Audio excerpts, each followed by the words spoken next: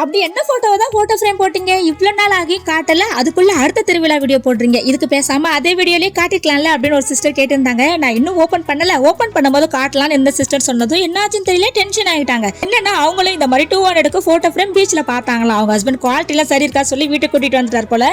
சரி நான் review video போடுவேன், அதை அவங்க ஹஸ்பண்ட் கிட்ட ஷேர் பண்ணி காமிக்கதான் பிளான் வச்சிருக்காங்க போல. நானும் பீச்சில் அப்படி ஒன்று வாங்கியிருக்கேன் 2 இயர்ஸ் முன்னாடி. இப்போ வரைக்கும் சூப்பராக நல்லா தான் இருக்கு. இந்த போட்டோஸ் 200க்கு வர்த்து தான். பாப்பாவோட இந்த போட்டோ அவ போட்டிருக்க ட்ரெஸ் ரொம்ப ஸ்பெஷல். ஏன்னா ஃபர்ஸ்ட் டைம் எழுந்து நடந்த போட்டோ இது. அதான் இந்த போட்டோவும் ஃப்ரேம் போட்டுக்கிட்டேன். அடுத்து நானும் சின்ராஸ் இருக்கிற மாதிரி ஒரு போட்டோ ஒரு கல்யாணத்துக்கு போகும்போது அங்கே எடுத்தது.